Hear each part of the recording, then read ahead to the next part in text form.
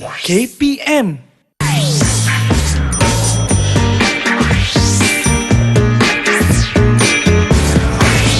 Didik TV KPM. Hai, Assalamualaikum warahmatullahi wabarakatuh dan salam sejahtera diucapkan kepada seluruh penonton Didik TV KPM. Anda bersama saya Ahmad Sufian Azman dalam Sukses SPM 2022 Pecutan. Apa khabar murid-murid sekalian? Harapnya semua dalam keadaan baik-baik, sihat, sejahtera. Walaupun mungkin ada yang tengah sibuk ni buat ulang kaji pelajaran. Jaga kesihatan anda dengan menjaga pemakanan anda sehari-hari. Baik, siapakah guru yang akan bersama dengan kita pada hari ini? Jom kita saksikan profil guru kita terlebih dahulu.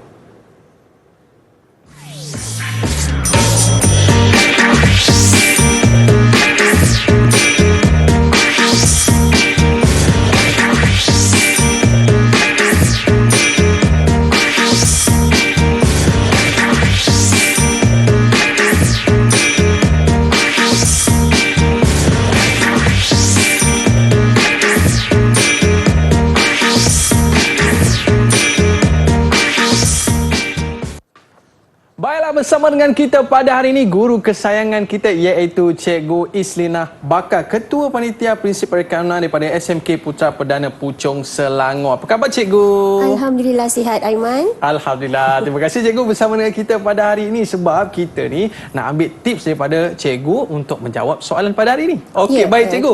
Kita juga bersama dengan juru bahasa isyarat kita iaitu Cikgu Azliana Masyuri pada SK Pendidikan Khas Jalan Batu, Wilayah Persekutuan Kuala Lumpur. Apa khabar Cikgu? Itu dia manis je Cikgu kita kan. Dan terima kasih Cikgu bersama dengan kita pada hari ini. Yang mana pada hari ini kita dalam mata pelajaran prinsip perakaunan, kita nak belajar dengan Cikgu macam mana nak jawab kertas 1 untuk prinsip perakaunan ni. Jadi murid-murid macam mana? Dah bersedia ke belum dengan kertas dan juga pen untuk catat semua nota yang Cikgu nak bagi ni? Okey, kalau dah bersedia, Cikgu hari ni apa yang kita nak belajar Cikgu? Dipersilakan. Okey, terima kasih Aiman. Assalamualaikum warahmatullahi taala wabarakatuh dan salam sejahtera kepada semua calon-calon SPM 2022, terutamanya untuk calon-calon yang mengambil subjek prinsip perakaunan. Jadi pada hari ini kita akan buat ulang kaji kertas 1 prinsip perakaunan. Okey, cikgu teruskan. Okey. Kertas 1 prinsip perakaunan, kod kertas ialah 3756/1, mempunyai 40 soalan objektif aneka pilihan. Masa yang diberikan ialah 1 jam 15 minit dan jumlah markah ialah 40 markah. Okey, manakala wajarannya ialah 20% dan yang paling penting jangan lupa bawa kalkulator masing-masing. Okey. Soalan objektif ini terbahagi kepada 2. Yang pertama ialah soalan yang berbentuk fakta ataupun teori dan yang kedua ialah soalan yang berbentuk pengiraan Aiman. Ya cikgu. Subjek ni kan subjek prinsip perakaunan. Okey, jadi ianya melibatkan beberapa pengiraan. Okey, termasuk juga beberapa fakta ataupun teori yang akan ditanyakan dalam kertas ini. Okey cikgu. Jadi saya ada satu soalan lah cikgu nak tanya kepada cikgu. Apa dia Ahmad? Macam mana cara murid-murid untuk menjawab soalan kertas 1 ni dengan baik cikgu? Okey, sama juga macam subjek-subjek lain Aiman. Okey, untuk kertas 1 tentunya kena buat banyak latih to be.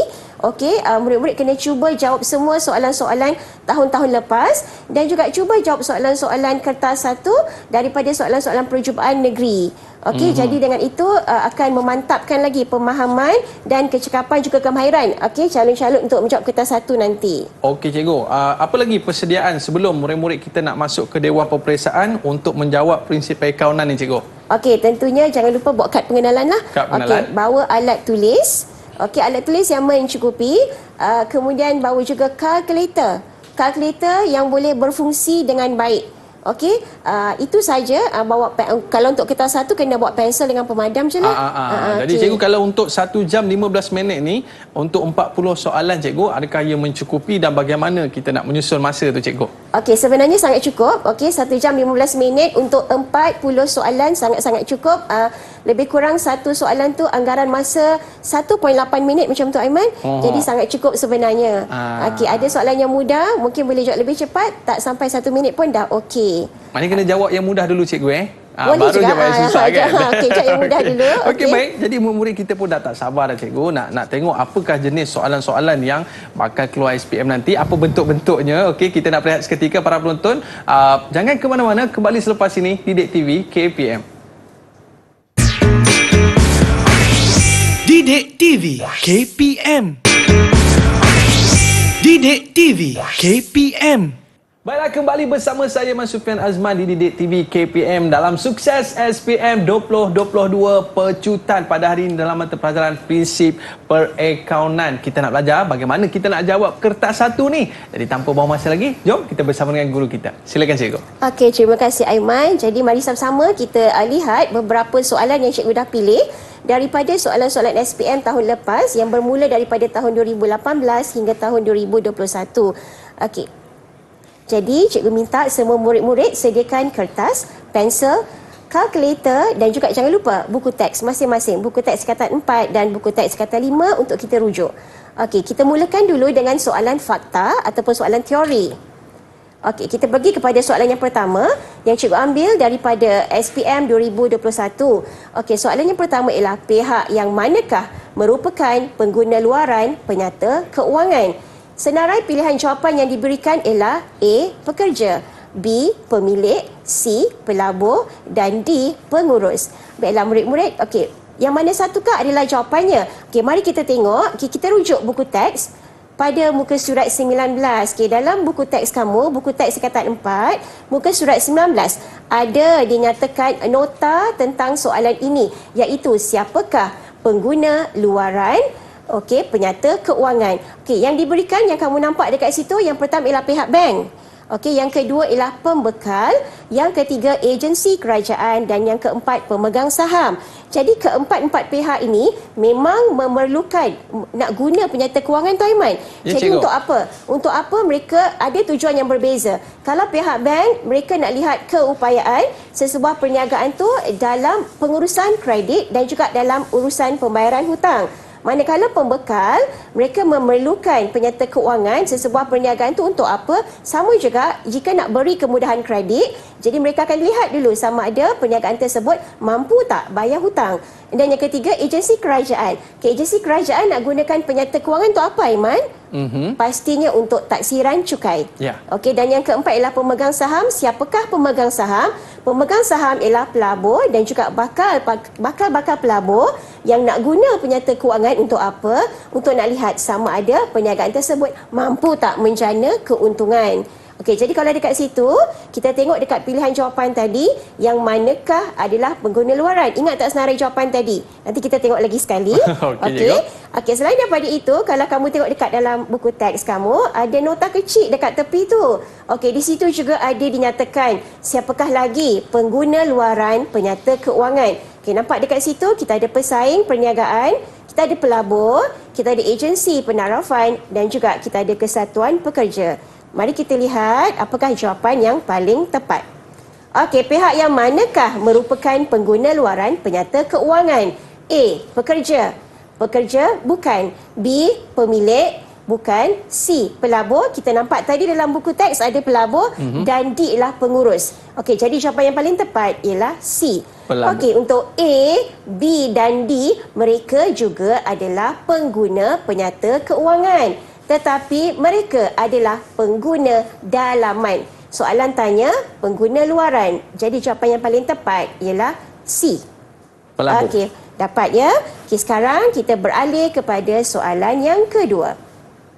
Soalan kedua, apakah hasil operasi kedai yang menjual peralatan komputer? Jadi kata kunci dekat situ murid-murid, hasil operasi. Dia tanya, apakah hasil operasi kedai yang menjual peralatan komputer? So, apakah maksud hasil operasi? Kita tengok nota dahulu. Okey, dalam buku teks kamu, muka surat 40. Buku teks tingkatan 4, muka surat 40, ada dinyatakan apakah maksud hasil operasi. Iaitu, pendapatan yang dijana daripada aktiviti harian perniagaan, pendapatan daripada jualan barang niaga atau perkhidmatan merupakan sumber utama bagi jenis hasil ini. Okey, jadi kita tengok balik kepada senarai pilihan jawapan tadi. Okey, dia tanya apa? Apakah hasil operasi kedai yang menjual peralatan komputer? Okey, kalau A, faedah simpanan tetap. Faedah simpanan tetap juga hasil. Okey, hasil datang daripada mana? Apabila sesebuah perniagaan membuat simpanan tetap dekat mana-mana bank, okey, jadi maaf, mereka akan dapat faedah atas simpanan tetap. Faedah juga hasil, Aiman. Oh, faedah. Tetapi ianya bukanlah hasil yang kita terima hari-hari. Ya. Kan, faedah simpanan tetap mungkin kita akan terima setahun ke 2 tahun sekali. Okey. Yang kedua, hasil sewaan ruang kedai. Hasil sewaan ruang kedai juga adalah sejenis hasil. Okey, tetapi contohkan macam kita ada premis ruang kedai 2 tingkat. Okey, kita guna yang bawah saja. Yang tingkat 2 tu kosong, jadi kita sewakan. Jadi kita dapat hasil sewaan. Tapi adakah hasil sewaan tu kita dapat hari-hari? Tak. Tidak. Kita dapat mungkin sebulan sekali. Okey, jadi C. C dia kata untung jualan perabot terpakai. Okey, kedai kita jual apa? Peralatan komputer. Dia kata kita jual perabot.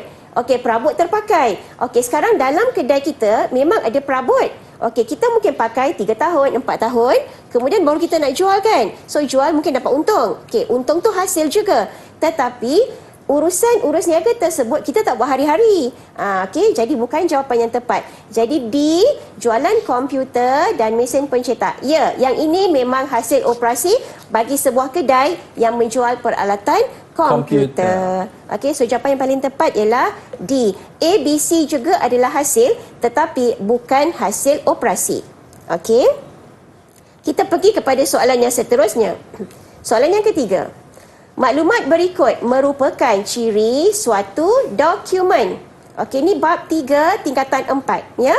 Okey, apa maklumat tersebut? Dokumen dikeluarkan oleh pihak bank.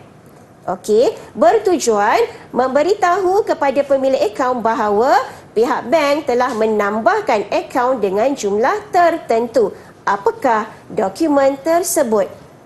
Cuba lihat pilihan jawapan yang diberikan. Dia kata A, slip bank, B, nota debit, C, keratan cek dan D, makluman kredit. Jadi kita tengok dekat situ yang mana satukah dokumen yang dikeluarkan oleh pihak bank. Okey, mari kita tengok nota. Okey, boleh rujuk nota pada muka surat 74, buku teks tingkatan 4. Kita baca satu persatu. Apakah fungsi setiap dokumen tu, okey? Jadi slip bank tu apa? Bila kita nak deposit tunai ke dalam bank Aiman, ada satu slip kan? Aha, kita betul, cikgu. Tulis dekat slip tu, isikan maklumat yang dikehendaki dan kita bawa duit kita, pergi dekat kaunter. Lepas tu nanti slip tu, okey, bukan kita akan simpan salinan lah dan bank akan ada satu. Okey, itu slip bank nama dia. Okey, yang kedua nota debit. Nota debit tidak dikeluarkan oleh bank. Nota debit dikeluarkan oleh pembekal. Alright, nak beritahu kepada pelanggan dia bahawa hutang telah bertambah. Okey, C. Siapa? Keratan cek. Apakah itu keratan cek? Bahagian cek yang disimpan oleh pembayar yang mengandungi beberapa maklumat penting. Okey, jadi kita gunakan cek untuk apa? Untuk bayar kepada mana-mana pembekal, pembekal barang niaga ataupun pembekal perkhidmatan. Kemudian D, makluman kredit. Makluman kredit dokumen yang dikeluarkan oleh pihak bank kepada pelanggan untuk menyatakan bahawa akaun bank telah dikreditkan. Jadi antara A, B, C, D, jawapan manakah yang paling tepat? Jawapan D. Betul Aiman, jawapan dia D, iaitu makluman kredit. Satu dokumen yang dikeluarkan oleh pihak bank kepada pemilik akaun untuk beritahu kepada pemilik akaun tersebut bahawa akaun jumlah ada duit masuk, ada akaun bank dia telah bertambah. Okey, faham ya Aiman? Baik, cikgu. Okey, sekarang kita beralih kepada soalan yang keempat. Okey, urus niaga manakah yang tidak dicatat dalam jurnal am? Okey, jurnal am adalah sejenis ataupun salah satu daripada buku catatan pertama BCP. Kita ada berapa ya BCP? Kita ada 4 kan murid-murid. Yang pertama ialah jurnal am, yang kedua jurnal khas, yang ketiga buku tunai dan yang keempat buku tunai runcit. So soalan ni tanya urus niaga manakah yang dicatatkan dalam jurnal am. Jadi kita kena tahu apakah jenis urus niaga yang perlu dicatatkan dalam jurnal am. Kita tengok buku teks. Okey. Lihat pada muka surat 97. Okey, urus niaga yang direkodkan dalam jurnal am ialah ada 5 dekat situ. Pertama, catatan pembukaan. Kedua, belian dan jualan aset bukan semasa secara kredit. Yang ketiga, ambilan barang niaga dan ambilan aset bukan semasa. Yang keempat, modal tambahan selain tunai dan bank. Dan yang kelima, catatan penutupan. So, 5 ni sahaja yang akan dicatatkan dalam jurnal am. Mari kita tengok jawapan. Okey, urus niaga manakah yang tidak dicatat dalam jurnal am? Kita baca satu-satu ya. Okey, A, membeli alatan pejabat secara kredit. Tadi kita nampak kan ada satu point tu dia kata belian atau jualan aset bukan semasa secara kredit. So, alat pejabat tu ialah aset bukan semasa. Jadi betul lah yang A tu memang dicatat dalam jurnal am. Okey, yang kedua, yang B, membawa masuk perabot ke dalam perniagaan. Ini adalah modal tambahan. Okey, kita bawa masuk perabot ke dalam perniagaan, juga kita akan catatkan dalam jurnal am, Aiman. Ya, cikgu. Kalau kita bawa masuk tunai, kita nak catat kat mana? Kita nak tambah modal perniagaan dalam bentuk tunai. Kalau dalam bentuk tunai, kita akan catat dalam buku tunai. Apa sahaja urus niaga yang berkaitan dengan tunai dan bank, kita akan catat dalam buku tunai. Okey, jadi yang B juga betul dicatatkan dalam jurnal am. Okey, kemudian kita tengok C, mengeluarkan wang tunai untuk kegunaan peribadi. Yang ini bukan. Kita catat kat mana? Kan cikgu cakap tadi, apa sahaja urus niaga yang melibatkan tunai dan bank, kita catat di mana murid-murid? Buku tunai. Sekarang dia tanya yang manakah tidak dicatat dalam jurnal am. So jawapan dia C lah. Sebab C kita catat di mana? Kita catat dalam buku tunai. Okey, dan D, memindahkan akaun hasil dan belanja ke akaun penamat. Okey, yang ini tadi yang paling last tadi, poin yang paling last tadi, yang paling akhir tu, iaitu catatan penutupan. Catatan penutupan juga kita catat dalam jurnal am. Jadi jawapan yang paling tepat ialah apa? C. Okey, kita pergi kepada soalan yang seterusnya. Cara merekod dalam ledger yang manakah yang betul? A, kredit apabila hasil berkurang. B, debit apabila liability berkurang. C, kredit apabila belanja bertambah. Dan D, debit apabila equity pemilik bertambah. Okey, sepatutnya yang ini murid-murid cikgu memang dah boleh, dah faham sangat ni. Okey, kita rujuk buku teks kita. Muka surat, buku teks katan 4 ya. Muka surat 159 dan 160. Okey, dalam buku teks kamu, nota tu diberikan satu persatu lah. Okey, tapi dekat sini cikgu dah tunjukkan yang cikgu dah rumuskan. Okey, jadi kita ada dua bahagian ni, Aiman. Kita ada debit dan kita ada kredit. Okey, apakah akaun yang bakinya di sebelah debit? Iaitu akaun belanja dan akaun aset. Okey, manakala di sebelah kredit, kita ada akaun hasil, akaun equity pemilik dan juga akaun liability. Okey, jadi daripada rumusan ataupun daripada prinsip yang cikgu dah tunjuk ni, kamu boleh jawab soalan tadi.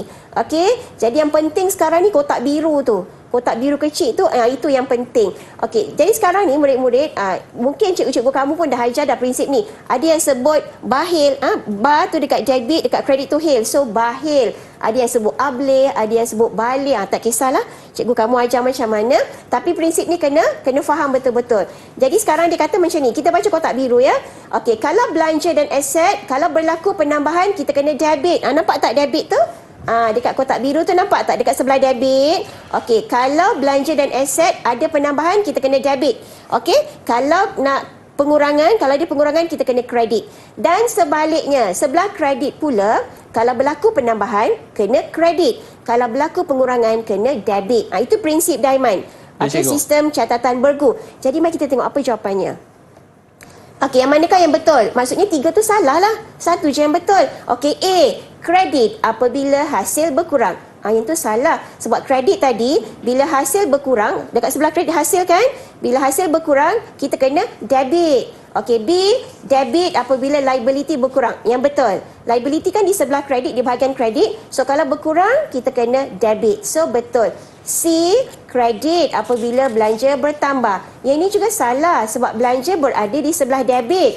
So, kalau belanja bertambah, sepatutnya kamu kena debit. Dan seterusnya D, debit apabila equity pemilik bertambah. Juga bukan. Okey, equity pemilik di sebelah kredit. Kalau berlaku penambahan, kena kredit lah. Okey, jawapannya dia kata debit. So, tak tepat. Jadi, jawapan yang paling tepat ialah B. debit apabila liability berkurang. Okey cikgu, jadi itu soalan yang kelima lah yang boleh kita lihat. Dalam kita nak jawab soalan cikgu, yang paling penting sekali kita kena tengok mana yang salah, kita potong dulu cikgu. Ya, kita pangkah dulu. Boleh kita terus lagi cikgu? Boleh. Okey, kita pergi kepada soalan yang keenam. Okey, maklumat berikut berkaitan dengan kedai Prabot Syamim. Okey, pada 15 November 2018, kedai Prabot Syamim menerima cek RM2,500 daripada Syaza Enterprise yang menjelaskan hutangnya sebanyak RM2,600. Catatan dalam buku tunai yang manakah yang betul? Okey, sekarang ni kedai Prabot Syamim dapat cek daripada Syaza. Okey, berapakah sebenarnya hutang Syaza? Hutang Syaza sebenarnya RM2,600. Tapi sekarang Syamim dapat cek cuma RM2,500. So maksud dia apa? Maksud dia Syamim telah berikan diskaun kepada Syaza sebanyak RM100. Okey, jadi sekarang macam mana cara nak rekod ke dalam buku tunai? Okey, kita tengok jawapannya. Okey, ini dia punya pilihan jawapan. Sama ada A. Okey, kalau kamu tengok perbezaan, okey, A dan B jawapannya dua-dua dekat debit, C dan D dua-dua dekat kredit. Jawapan C dengan D tu confirm salah sebab bila kita terima tunai tu kan aset. Jadi bila kita kata aset bertambah kena debit. Alright, so kena debit lah. So C dengan D tu memang bukan pilihan yang tepat. Okey, kita tengok A dengan B yang manakah yang paling tepat.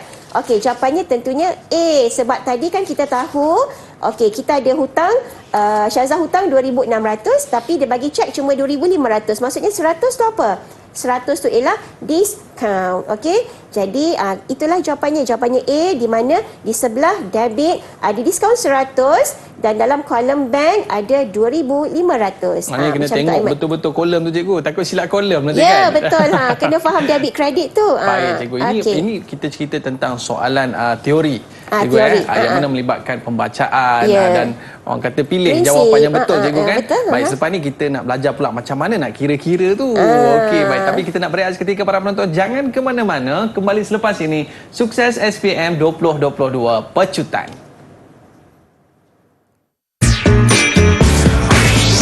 Didik TV KPM. Didik TV KPM.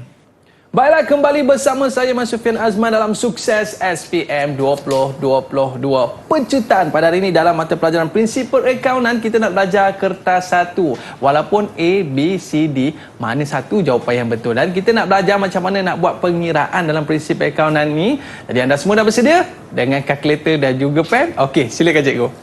Okey, terima kasih Aiman.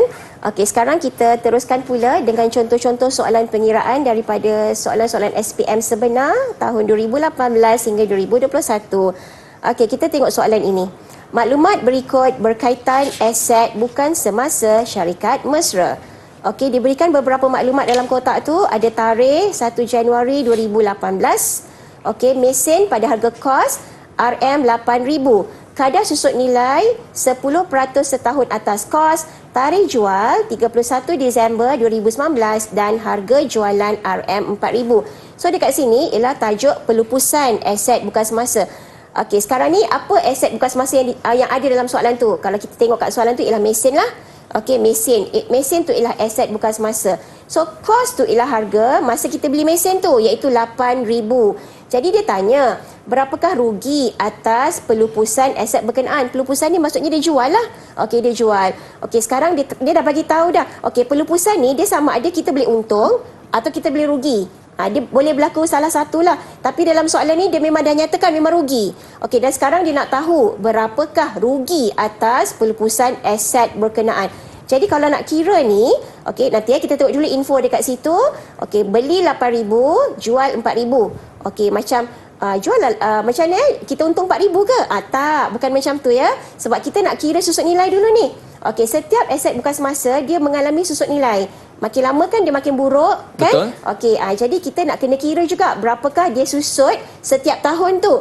Okey, lepas tu baru kita boleh kira berapakah nilai buku aset bukan semasa tersebut pada setiap tahun. Jadi ini soalan pengiraan. Jadi nilai buku mesin berkenaan. Okey, sekarang tadi dia cakap apa dalam soalan? Dia bagi tahu beli bila? 1 Januari 2018. Jual bila? 31 Disember 2019. 2019. So dia dah pakai berapa tahun Aiman? 2 tahun, cikgu. Pandai Aiman, 2 tahun. Dah pakai 2 tahun, so ada 2 tahun susut nilai. Betul. So sekarang kita nak kira lah susut nilai tu setahun berapa. Okey, sekarang kita masukkan dalam kotak calculation tu, kotak pengiraan tu. Okey ya.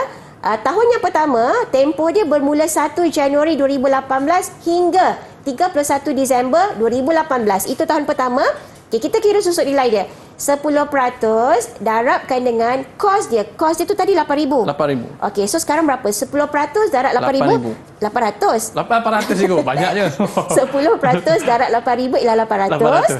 Okey, jadi tahun pertama susut nilai 800, susut nilai terkumpul juga 800. Dia ada 2 susut nilai. Satu susut nilai untuk tahun berkenaan, satu lagi susut nilai terkumpul ataupun kita panggil accumulated. Okey. Jadi pada tahun pertama nilai buku mesin tersebut 8,000 tolak 800. So jadi berapa? 7,200. Okey, kita masuk tahun kedua. Tahun kedua bermula bila?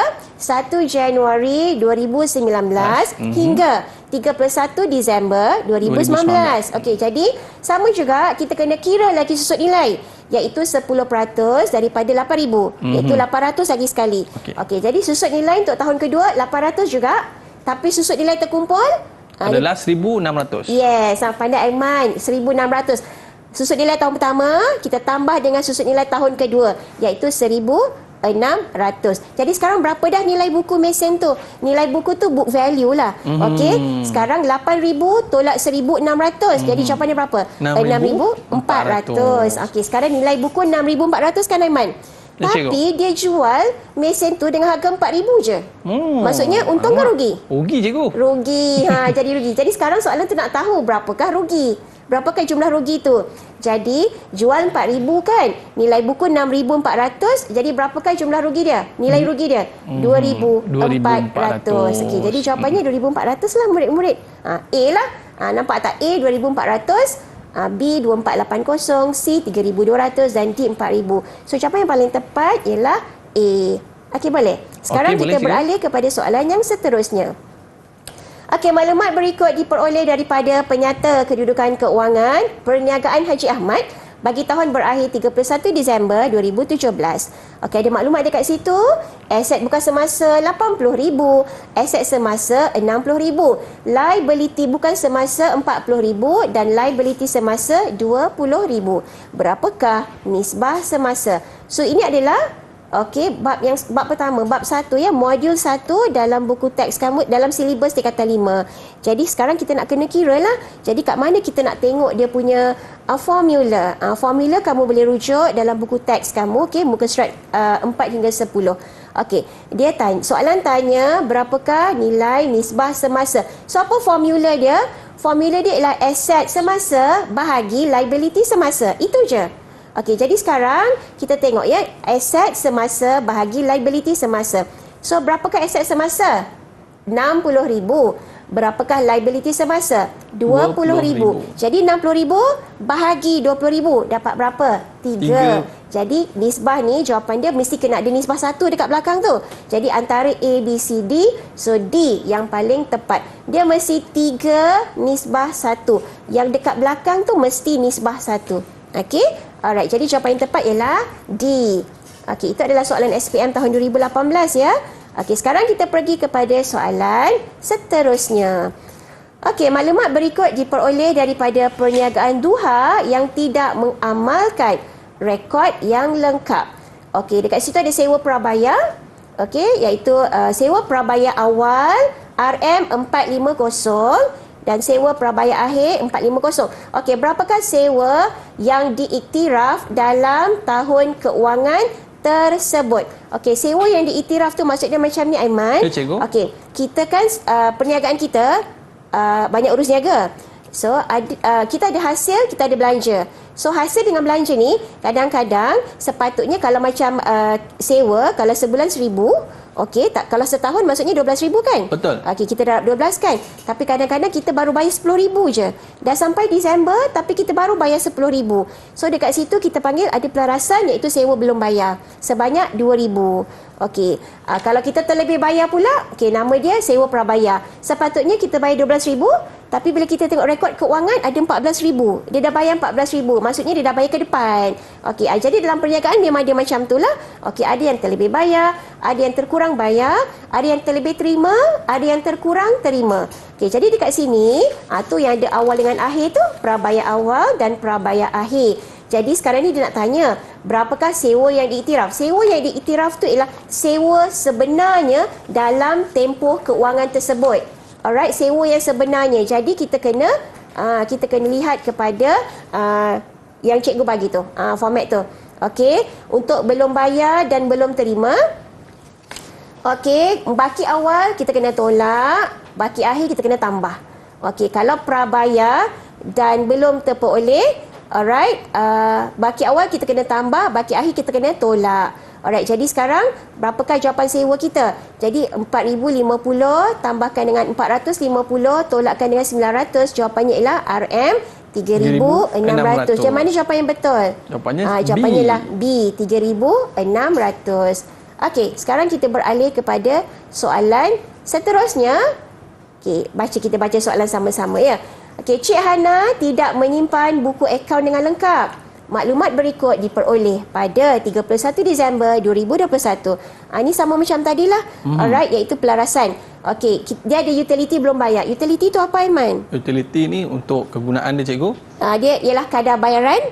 Utility tu kalau dalam prinsip perakaunan adalah kadar bayaran, iaitu bil api, bil air, segala bil lah kita panggil utility. Okey, utility belum bayar ada 450. Jumlah pembayaran utility, okey, 3370 dan kita ada utility belum bayar 160. Kita ada utility belum bayar awal, kita ada utility belum bayar akhir. Okey, jadi berapakah jumlah utility yang direkod dalam akaun terugi bagi tahun berakhir 31 Disember 2021? Soalan ni macam soalan tadi juga. Okey, kita gunakan formula ini. Okey, sekarang yang tadi tu utility belum bayar kan? Jadi kita kena tolak yang awal dan kita kena tambah yang akhir. Okey, jadi kita ambil utility. Okey, belanja yang telah dibayar ialah 3,370. Kita tolak dengan RM450 dan kita tambah dengan RM160. Jadi jawapannya ialah RM3,080. Okey, sekarang kita tengok jawapannya ialah A. Okey, A. Okey, kita beralih kepada soalan seterusnya, Aiman. Boleh, cikgu. Okey, apakah soalan ni? Okey, baki akaun modal dan akaun semasa bagi pekongsi perniagaan TikTok pada 31 Disember 2020 adalah seperti berikut. Jadi ini adalah soalan perkongsian. Okay, ada dua pekongsi dekat situ. Yang pertama namanya Raven, yang kedua namanya Calvin. Okey, akaun modal untuk Raven 40,000, Calvin 30,000. Manakala akaun semasa untuk Raven 15,500 dan Calvin 6,420 dan dinyatakan dekat situ debit. Okey, debit. Okey, sekarang dia kata berapakah jumlah equity pemilik perniagaan TikTok? Okey, A RM60,920, B 70,000, C 79,080 dan D 91,920. Okey, kita tengok jawapan. Kita kena buka macam ni lah. Okey, boleh rujuk buku teks kata 5, muka surat 126. Okey, macam mana cara nak kira? Okey, kita tambahkan dulu akaun modal Raven dan Calvin. Kalau kita tambah 40,000 dengan 30,000, kita akan dapat 70,000. Kemudian kita kena tambahkan pula akaun semasa kedua-duanya. Okey, 15,500 untuk Raven, Calvin tu negatif 6,420. Kenapa kita kena tolak? Sebab tadi dalam soalan dia bagi tahu Calvin tu akaun semasa dia adalah debit. So debit maksudnya negatif lah. Jadi kita kena tolak. Jadi bila kita tolak, kita akan dapat jawapan 9,080. Okey, jadi sekarang apa soalannya? Okey, dia kata berapakah jumlah equity pemilik perniagaan TikTok? Jadi kita tambahlah dua tu tadi. Okey, kita tambah macam ni. 70,000 dengan 9,080. So jawapan ialah 79,080. Okey, macam tu. Okey, jawapan yang paling tepat ialah C. Seterusnya. Okey. Syarikat Sihat Berhad pembekal produk kesihatan telah menerbitkan 200,000 unit 9% share keutamaan pada harga RM2 ataupun RM2 se-share dan 1 juta unit share biasa pada harga RM1 ataupun RM1 se-share. Semua share telah dilanggan dan dibayar penuh. So soalannya, berapakah modal diterbitkan dan berbayar penuh? Jadi ada dua jenis share dekat situ, Aiman. Ya, cikgu. Share yang pertama namanya share keutamaan 9%, dan yang kedua share biasa. Dan dia jual share tu. Dia jual semua share tu dan share tu telah dilanggan dan dibayar penuh. Habis jual lah maksudnya. So sekarang kita nak kira berapakah modal diterbitkan dan berbayar penuh. So jawapannya A, 0.324 juta. B, 1.00 juta. C, 1.036 juta. Dan D, 1.40 juta. So A, B, C, D yang mana jawapannya? Jom kita kira. Okey, dalam buku teks kamu ada dia punya rumus. Okey, pada muka surat 166. Okey, jadi macam mana cara nak kira? Dia kata bilangan share yang diterbitkan, kita darab dengan harga se-share. So untuk share keutamaan, 9% share keutamaan, tadi berapa yang dia terbitkan? 200,000 unit share. Berapa harga se-share? RM2. Jadi berapa jumlah dia? RM400,000. Manakala share biasa, berapa jumlah yang diterbitkan? 1 juta. Darabkan dengan harga se-share? RM1. So berapa jumlah dia? RM1 juta. So sekarang dia tanya jumlah modal diterbitkan dan berbayar penuh. Kena tambahlah dua tu. Maksudnya RM400,000 kita tambahkan dengan 1 juta. So jawapannya ialah RM1,400,000. So mana satu jawapannya? Jawapannya adalah D. D, betul. Pandai, Aiman. 1.4 juta. Okey, kita pergi kepada soalan yang seterusnya. Okay, ini adalah soalan yuran kelab dan persatuan. Okay, maklumat berikut adalah berkaitan yuran kelab bola jaring Kampung Damai bagi tahun berakhir 31 Disember 2019. Berapakah yuran yang dicatat dalam akaun pendapatan dan perbelanjaan? Okay, dan sebelum tu dia ada maklumat tambahan dekat situ. Okay, yuran tahun 2018 RM45. Yuran 2019 RM1,370 dan yuran tahun 2020 RM60. Itu adalah yuran yang diterima pada tahun tersebut, pada tahun semasa. Okey, tahun semasa sekarang ialah 2019 lah. Okey, so maklumat tambah dia kata apa? Pada 1 Januari 2019, yuran belum terima RM45. Yang kedua, yuran tahun 2019 yang belum terima ialah RM25. Okey, jadi dia tanya berapakah yuran yang dicatat dalam akaun pendapatan dan perbelanjaan. So nak mudah murid-murid nak jawab soalan ni, kita kena buka apa? Kita buka akaun yuran. Macam mana nak buka akaun yuran? Itu cikgu dah tunjuk. Itu format dia, akaun yuran. Okey, sekarang yang cikgu tunjuk tu akaun yuran yang format dia complete, yang lengkap. Okey, tapi mungkin tak semua butiran ada, tak semua item ada. Jadi kita masukkan item ataupun butir yang ada sahaja. Okey, sekarang daripada akaun tersebut, format akaun tersebut, kalau kita buka akaun yuran, kita boleh nampak jawapan dia. Cikgu buat warna merah tu. Okey, daripada maklumat yang diberikan tadi, okay, kamu masukkan dalam akaun tu. Okay, kita ada yuran belum terima awal sebanyak RM45, masukkan di sebelah debit. Kemudian bank RM1,475. So mana cikgu dapat 1,475 tu, bank tu? Cikgu dapat daripada, okay, cikgu tunjuk balik soalan. Okey, kita kena tambahkan 45, yuran 2018, yuran 2019 dan yuran 2020. Okey, kita tambahkan semua tu, kita akan dapatlah jawapan untuk bank, iaitu 1,475. Okey, kemudian kita masukkan yuran belum terima akhir. Dalam soalan ada dinyatakan yuran belum terima akhir iaitu 25, dan kita juga kena masukkan yuran belum terperoleh akhir iaitu 60. So, kita masukkan semua dan pendapatan dan perbelanjaan tu dia akan jadi angka pengimbang ataupun balancing figure.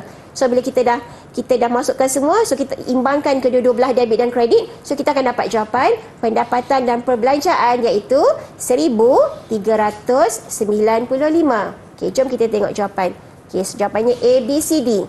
A jawapannya 1,395. Okey, kita pergi kepada soalan yang seterusnya. Maklumat berikut diperoleh daripada buku Kelab Petani Muda. Masih lagi dalam topik kelab dan persatuan. Okey, berapakah dana terkumpul kelab tersebut? Okey, dia ada bagi info dekat situ, ada maklumat dalam kotak tu. Aset bukan semasa ada perabot dan lengkapan, jumlahnya ialah 23,200. Kemudian kita ada aset semasa, jumlah dia 7,800. Dan kita ada liability semasa, jumlah dia 1,000. Dia tanya berapakah dana terkumpul kelab tersebut. Jadi macam mana cara nak kira? Okey, itu formula yang diberikan ataupun rumus yang diberikan dalam buku teks kamu. pada muka surat 216.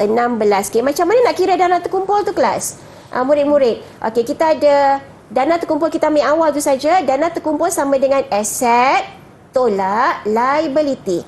So sekarang tadi cikgu tunjuk ada berapa jenis aset? Ada 2 kan? Iaitu aset bukan semasa dan aset semasa. Ya, cikgu. Okey, jadi kita tambahkan kedua-dua tu. Okey, kemudian kita bahagikan dengan liability lah. Liability cuma ada satu je, iaitu liability semasa. Jadi kita tambah 23,200 tambah dengan 7,800. 23,200 tadi aset bukan semasa. Kita tambahkan dengan 7,800 aset semasa dan kita tolakkan dengan 1,000 iaitu liability semasa. So jumlah yang ada, jumlah yang kita dapat, okey, tekan kalkulator lah, 30,000. So jawapannya mana? Ada jawapan dekat situ iaitu C, 30,000. Okey, jawapan yang paling tepat ialah C. Okey, kita pergi kepada soalan yang seterusnya. Soalan ni agak panjang sedikit. Jadual menunjukkan jumlah kos pada 2 tingkat pengeluaran bagi sebuah syarikat pengeluar sarung tangan getah. Okey, dia ada bagi 3 peringkat keluaran. Okey, yang pertama kosong unit. Maksudnya kilang tersebut tak hasilkan apa-apa langsung. Kosong unit. Masa PKP kan kosong kan, tak, sebab kilang tak buka. Kemudian kalau dia keluarkan 10,000 unit dan kalau dia keluarkan 20,000 unit, dekat bawah tu ada jumlah kos, Aiman. Nampak tak jumlah kos tu? Okey, dia kata kalau keluarkan kosong unit, jumlah kos ialah 8,000. Okey. Kalau dia keluarkan 10,000 unit, jumlah kos ialah 26,000. Kalau dia keluarkan 20,000 unit, jumlah kos ialah 44,000. Okey, nampak tak? Kenapa jumlah pengeluaran kosong tapi ada kos? Sebab mungkin nak bayar utility tadi, cikgu. Okey.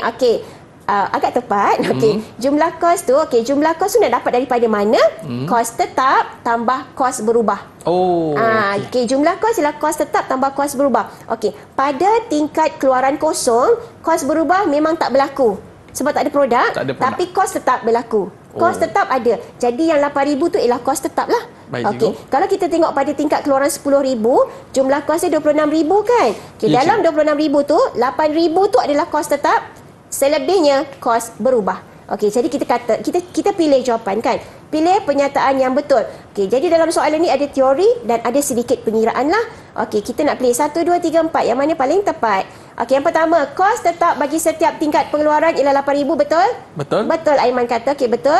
Okey, yang kedua, jumlah kos tidak dipengaruhi oleh tingkat pengeluaran. Salah. Dipengaruhi ya, dipengaruhi. Kalau kita tengok jumlah pengeluaran 10,000, kos dia 26,000. Tapi kalau kita meningkat kepada 20,000, jumlah kos dia 44,000. Okey, itu disebabkan kos berubah. Kos berubah tu tadi, Aiman. So bila kos berubah, semakin tinggi tingkat pengeluaran, semakin tinggilah kos yang terlibat. Okey. Yang ketiga, jumlah kos terdiri daripada kos tetap dan kos berubah. Betul. Dan yang keempat, kos berubah seunit ialah RM RM2.60. Yang ini ada calculation dia, jadi cikgu dah tunjuk. Okey. Okey ya, kita tengok yang paling bawah tu tadi. Macam mana cara nak kira kos berubah seunit? Murid-murid boleh rujuk pada buku teks pada halaman 263. Dekat situ dia ada tunjukkan bagaimanakah cara nak kira kos berubah seunit, iaitu jumlah kos, perubahan jumlah kos kita akan bahagikan dengan perubahan jumlah unit. Okey, jadi kita tengok jumlah kos kita ambil 26,000, kita tolak 8,000. Okey, yang depan tu. Okey, sebab itu nama dia perubahan. Kita bahagikan dengan perubahan jumlah unit. So 10,000 tolak kosong. Jadi kita bahagikan, kita akan dapat RM1.80. Okey, jadi dia punya kos berubah unit ialah RM1.80. Tapi jawapan yang diberikan dia kata RM2.60. So salah lah. So yang mana yang paling tepat jawapannya? 1 dan 3. 3. Sebab yang nombor 4 tu bukan RM2.60 kan, RM1.80. Jadi 1 dan 3. Jadi jawapannya apa? Hati-hatilah murid-murid kita ni. Jawapannya adalah B, cikgu. Ya, B. Jadi kena hati-hati. Tekan kalkulator dia silap nombor pula. Sebab kita tekan lain, jawapan je lain. Okey, cikgu, kita berehat seketika. Para penonton jangan ke mana-mana. Kembali selepas ini. Sukses SPM 2022 Pecutan. Didik TV KPM. Didik TV KPM. Baiklah, kembali bersama saya Mas Sufian Azman dalam Sukses SPM 2022 Pecutan. Pada hari ini dalam mata pelajaran prinsip perakaunan, kita belajar tentang kertas satu. Walaupun tadi kita sebut A, B, C, D, satu pilihan jawapan. Tetapi cikgu, saya ada satu soalan nak tanya kepada cikgu. Boleh cikgu? Boleh Aiman, boleh. Cikgu, adakah soalan-soalan bentuk teori ataupun fakta ni cikgu mudah je untuk murid-murid kita menjawab soalan nanti cikgu? Silakan. Okey Aiman, tadi kita dah tengok kan, kita dah buat ulang kaji. Jadi sebenarnya soalan fakta ataupun berbentuk fakta ataupun teori itu tak semuanya mudah lah. Ada juga yang agak sukar. Okey, ada juga yang sukar dan ada yang mudah. Jadi sekarang ni kita kena banyakkan pembacaan, kena mantapkan latih to be. Okey, supaya kita dah terbiasa dah dengan bentuk-bentuk soalan SPM yang sebenar. Okey, jadi bolehlah jawab. Bolehlah jawab. Tapi cikgu tadi kalau kita nak bezakan dengan segmen yang sebelum pada segmen yang pertama, segmen kedua dan segmen pengiraan tu cikgu. Saya tengok segmen pengiraan ni memakan masa yang begitu panjang. Ya, betul. Jadi saya nak tanya kepada cikgu ni, berapa agaknya masa yang perlu kita peruntukkan untuk menjawab soalan-soalan pengiraan ni cikgu? Okey, macam cikgu sebutkan tadi, kita ada berapa soalan Aiman? 40 soalan ya. Betul. Masa yang diberikan ialah 75 minit ataupun 1 jam 15 minit. Jadi kalau kita bahagikan dalam masa 1 jam 15 minit tu, kita ada lebih kurang 1.8 minit lah untuk setiap soalan.